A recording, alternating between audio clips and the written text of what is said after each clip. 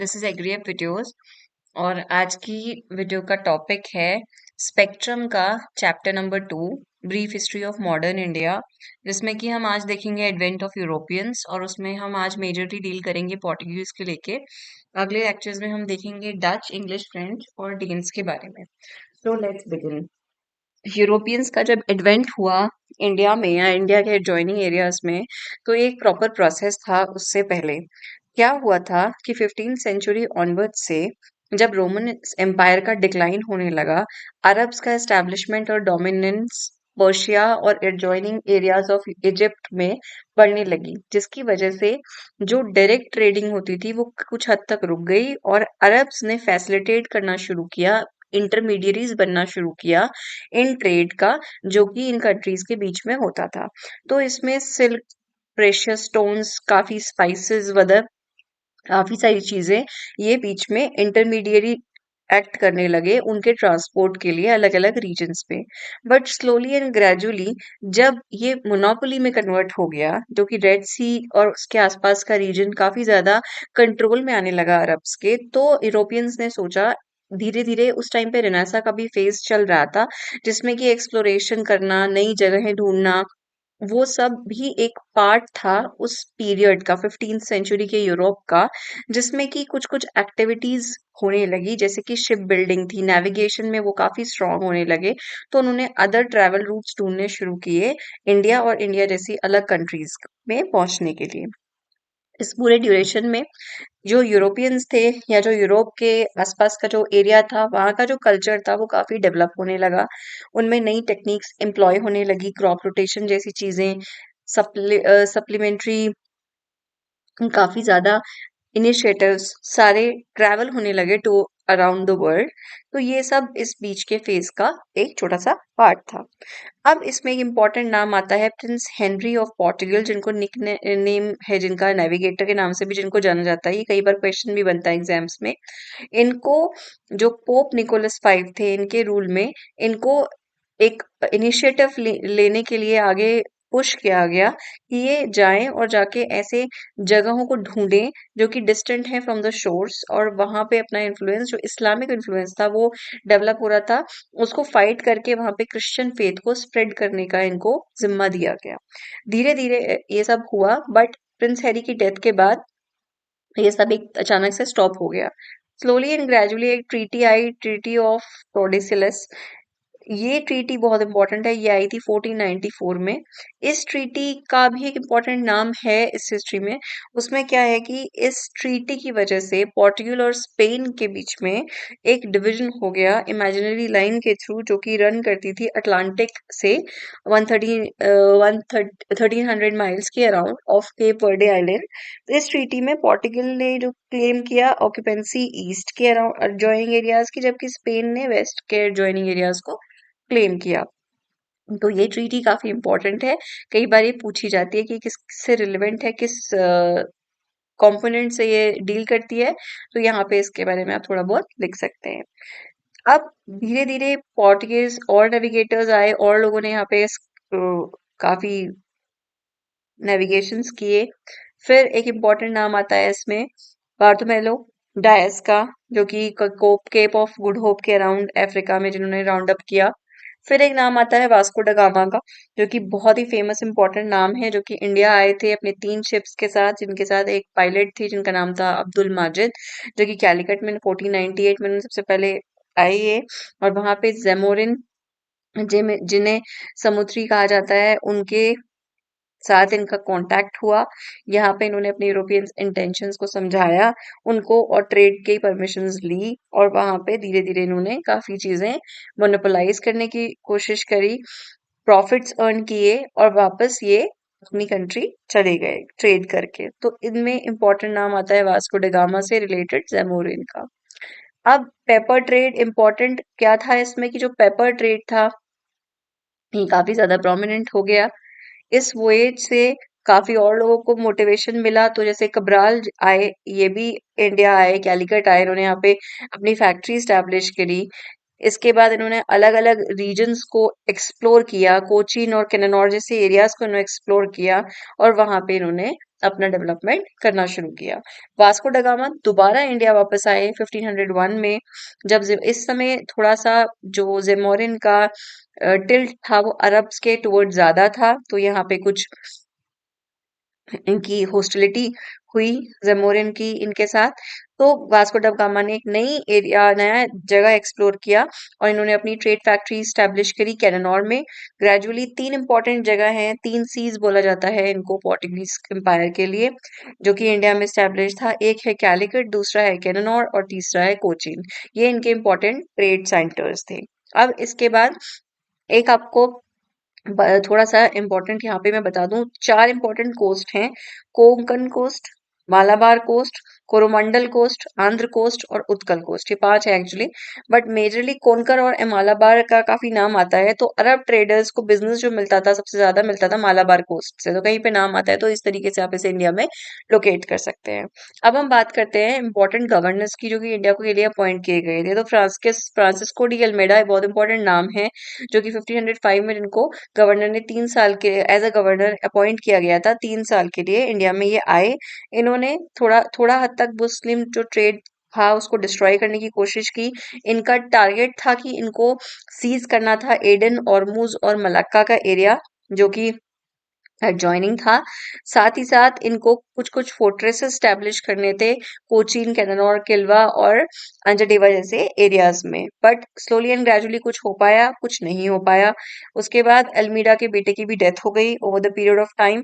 इस इनकी एक पॉलिसी आई थी जिसे ब्लू वाटर पॉलिसी कहा जाता है। इसका सिग्निफिकेंस ये था, ये है इनकी फोटो फ्रांसिस्को डी अल्मेडा की। इनका जो मोटिव था वो ये था कि आप अपनी शिप फोर्सेस को, वाटर एबिलिटीज को जो भी है वो इतना स्ट्रॉन्ग करो कि इंडियन लैंड के में बिल्डिंग्स क्रिएट करने से अच्छा आप सी में अपनी पावर को दिखाओ। तो इन्होंने अपनी वहां सारी स्ट्रेंथ दिखाई। नेवल बैटल्स इन्होंने लड़ी, काफी सारी नेवल बैटल्स इन्होंने फाइट करी अलग अलग नेवीज के साथ। तो उस तरीके से इनका नाम काफी इम्पोर्टेंट है। अगले आते हैं अल्फांसो डी अल्बुर्की। ये बहुत ही इम्पोर्टेंट नाम है अगेन।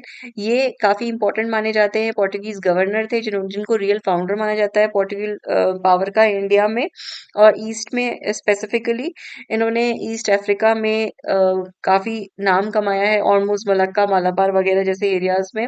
इनकी जो लीडरशिप थी उसके अंडर जो परमिट सिस्टम था उसको इंट्रोड्यूस किया गया कि शिप्स का परमिट सिस्टम होगा जो कि कंट्रोल किया जाएगा पर्टिकुलर रीजन्स के लिए। शिप बिल्डिंग सेंटर्स बनाए, उनको कंट्रोल एस्टेब्लिश किया उन पे अपना।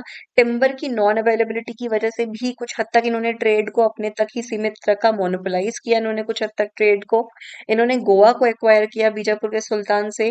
फिर जो first bit of Indian territory थी जो कि यूरोपियंस के अंडर थी, वो उसको जो कि गोवा थी उसको इन्होंने काफी हद तक इस पे श्रेय उनको जाता है इसके लिए। साथ ही साथ एक इम्पोर्टेंट फीचर था कि इनके पीरियड में सती का एबॉलिशन भी हुआ था। अब इनका एक फ्लेवर था, एक और चीज इन्होंने जो की थी वो इन्होंने किया था कि जो भी इनके पोर्चुगीज में थे इन्होंने उनको लोकल रिलेशन स्टैब्लिश करने के लिए मोटिवेट किया, लोकल ट्रीटीज के लिए मोटिवेट किया, जैसे कि लोकल रूलर्स के साथ शादी करना, उनके फैमिलीज के साथ रिलेशन स्टैब्लिश करना। साथ ही साथ जो नई रोड्स, नई इरिगेशन, नई क्रॉप टेक्निक लोगों को समझाना, सिखाना, जैसे कि टबैको, कैश्यू और प्लांटेशन जैसे कि कोकोनट की प्लांटेशन के बारे में इन्होंने काफी ज्यादा वहां पे मोटिवेशन दिखाया लोगों में। कोयर रिगिंग है, कॉर्डेज है, उन सब के बारे में। गोवा और कोचिन ये इनके सेटलमेंट्स थे वहां के आर्टिजन्स और मास्टर क्राफ्ट्स के रिगार्डिंग, तो वो भी इंपॉर्टेंट इन्होंने काफी ज्यादा मोटिवेट किया। ट्रेडर्स के अलावा इन्होंने काफी हद तक स्टैब्लिशमेंट्स इंप्रूव किए। आगे आते हैं नीनो डा कोना, ये भी इंपॉर्टेंट नाम है, ये भी पोर्टुगीज गवर्नर थे जो कि आए। उसके बाद इन्होंने इंडिया का जो हेडक्वार्टर में, इंडिया में जो इनका हेडक्वार्टर था कोचीन से इन्होंने गोवा में शिफ्ट किया। जो गुजरात के बहादुर शाह थे उनको हराने के बाद इन्होंने कुछ कुछ चीजें इंपॉर्टेंट करी, जैसे कि जो आइलैंड ऑफ बसीन जो था उस पे इनकी डिपेंडेंसी और जो भी रेवेन्यूज था इन्होंने उसको हेल्प किया। उन्होंने साथ ही साथ बेस में भी डीयू में भी अपना बेस प्रॉमिस किया था, जबकि रिलेशंस इनके थोड़े कुछ खराब हो गए। इन्होंने फिर भी इंक्रीज किया काफी हद तक अपनी पावर को, बंगाल जैसे एरिया में इन्होंने अपनी इन्फ्लुएंस को बढ़ाई और फिर फाइनली अपने हेडक्वार्टर को इन्होंने हुगली में शिफ्ट किया। तो इस तरीके से कुछ इंपॉर्टेंट नाम है ये। जो कि एग्जाम्स में पूछे जाते हैं। अब हम बात करते हैं फेवरेबल कंडीशंस की पोर्टुगीज के लिए क्या थी। तो आप मेजर अगर आप उसमें समझें, ओवरऑल अगर आप समझें तो मेजरली इनके लिए इनकी जो नेवल स्ट्रेंथ थी वो बहुत ज्यादा एक इम्पॉर्टेंट पार्ट थी। साथ ही साथ इनका कैनन्स प्लेसमेंट जो इनके शिप्स में होता था, मल्टी लेयरिंग होती थी इनके शिप्स की, वो भी एक इम्पॉर्टेंट फीचर थी जिसकी वजह से इनको एक एज मिलता था बाकी कंपनीज और बाकी ज्यादा जो यूरोपियंस जो आए थे इंडिया में उनके कंपैरिजन में। बात करें पोर्चुगीज एस्टेट की, तो पोर्चुगीज ने कम से कम गोवा का 60 माइल्स तक का एरिया इन्होंने ऑक्यूपाई किया था। 4 इंपॉर्टेंट पोर्ट्स इन्होंने यहाँ पे खड़े किए, जैसे कि मैंगलोर, कैननौर, कोचीन और कैलिकट जैसे एरियाज थे। साथ ही साथ इन्होंने मिलिट्री पोस्ट और एस्टेब्लिशमेंट्स बनाई जगह है, जैसे कि सैंथोम जो कि चेन्नई में है और नागापट्टनम जो कि आंध्रा में है। धीरे धीरे इन्होंने अपनी वेल्दी सेटलमेंट्स बढ़ाए हुगली के आसपास जो कि वेस्ट बंगाल में था। एम्बेसडर्स एक्सचेंज करते थे, ये एनवॉयज एक्सचेंज करते थे, तो उस तरीके से आपस में रिलेशंस डेवलप करे इन्होंने। ये पहले ऐसे यूरोपियंस थे जो कि इंडिया में आए और ये लास्ट में इंडिया से गए। जब कब गए ये, जब इंडिया ने गवर्नमेंट ऑफ इंडिया ने ऑक्यूपाई किया गोवा, दमन और दीव, तब ये जाके हमारी कंट्री से गए। ये इनके एस्टेब्लिशमेंट्स की अगर हम कुछ थोड़ी सी डिटेल देखें तो बड़ौदा से लेकर के सूरत, दमन, बसीन, बसाल, मसीन है, सेल्सट है, बॉम्बे है, गोवा है, डीयू है, ये सब इनके अंडर में थे। अब बात करते हैं पोर्टुगीज एडमिनिस्ट्रेशन की। जो हेड होता था इनकी कंपनी का वो होता था वाइसरॉय, एडमिनिस्ट्रेशन जो करता था। साथ ही साथ इनका एक सेक्रेटरी होता था। नेक्स्ट इंपॉर्टेंट जो पर्सन था इसका इनका, वो होता था वेडोर डा फेजेंडा। ये रेवेन्यूज और कार्गो जो भी होता था, डिस्पैचेस जो भी इनकी फ्लीट्स की होती थी, वो सब देखता था। बात करें इनकी रिलीजियस पॉलिसीज की, तो इम्पोर्टेंट इनका बस एक ही मोटिव था कि क्रिश्चियनिटी को प्रमोट करना है और विश करना है कि प्रोसिक्यूट कर सके मुस्लिम्स को। फिर चर्च अथॉरिटीज को इन्होंने काफी हद तक प्रमोट किया। गोवा में ईगरली लोगों को जो भी कन्वर्ट करना चाहते थे अपने रिलीजन को, उनको एक्सेप्ट किया। तो ये इनकी एक पॉलिसी का पार्ट था। बात करें और आगे तो प्रिंस सलीम का भी इसमें जिक्र है, इसमें अकबर का भी जिक्र है, तो उनके ड्यूरेशन में भी ये आए। जहांगीर की जहां तक बात करें, जहांगीर का जो कंडक्ट था जी से जो प्रीस्ट थे, वो भी काफी हद तक हेल्पफुल था और क्रिश्चियन रिलीजन को एक हद तक उसने बूस्ट दिया कुछ हद तक वहां पे। मोर ओवर कुछ एरोगेंट एक्शंस थे जो कि पोर्टुगीज वाइसरॉयज ने किए, जिनकी वजह से कि फिर रिफ्ट क्रिएट हुआ मुगल के बीच में। पोर्टुगीज ने फिर मुगल्स का फेवर लूज किया। इसमें इंपॉर्टेंट नाम आता है कैप्टन विलियम हॉकिंस का, जो कि अपने शिप हेक्टर के साथ सूरत जब आए थे, इन्होंने ये एक लेटर लेके आए थे इंग्लैंड के किंग का, मुगल कोर्ट जहांगीर के लिए, उनसे परमिशन मांगने के लिए बिजनेस करने की। फादर भी आए थे इनके साथ, उन हॉकिंस के साथ, जब वो मुगल कोर्ट में आए, बट ये यहाँ पे सक्सेस नहीं कर पाए। जहांगीर ने गिफ्ट्स एक्सेप्ट किए जो भी उन्होंने दिए थे हॉकिंस ने। बट हॉकिंस को पता था, एक मतलब हॉकिंस का एक प्लस पॉइंट ये रहा कि उनको टर्किश आती थी, तो एम्परर के साथ बिना किसी इंटरप्रेटर के वो लोग बात कर सकते थे। हॉकिंस से तो जहांगीर प्लीज हुए थे उस टाइम पे, उन्होंने उसको मनसबदारी भी दी थी ऑफ नियरली अराउंड 400 की, ठीक है, एट अ सैलरी ऑफ 30,000 जो कि दी थी। साथ ही साथ इन्होंने उनकी बेटी की शादी अर्मेनियन क्रिश्चियन जिसकी नेम मुबारक शाह, तो Hawkins was also married to the daughter, one of the daughters, ठीक है।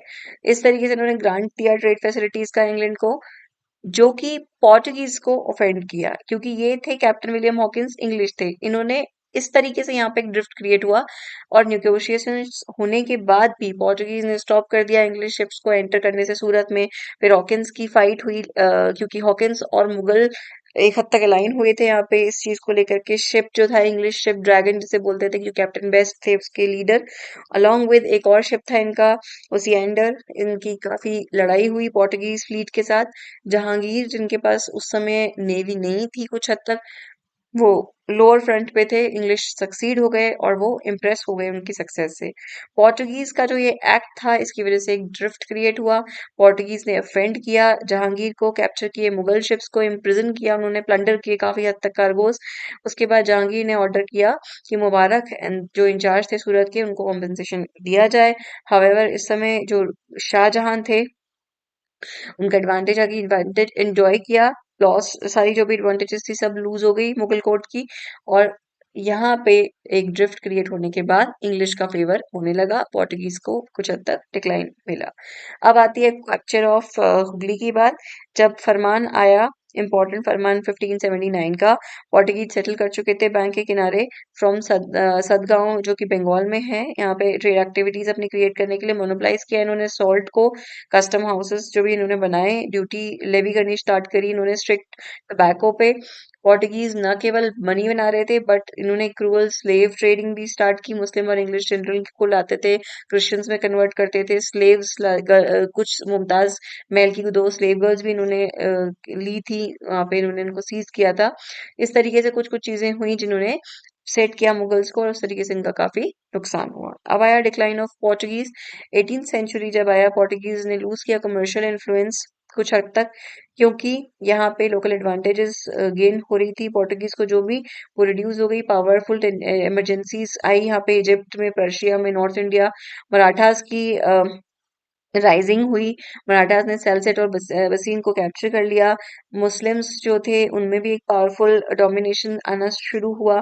डिसऑनेस्ट जो भी ट्रेड प्रैक्टिसेस थी इनकी, उनके अगेंस्ट लोगों ने रिवोल्ट किया।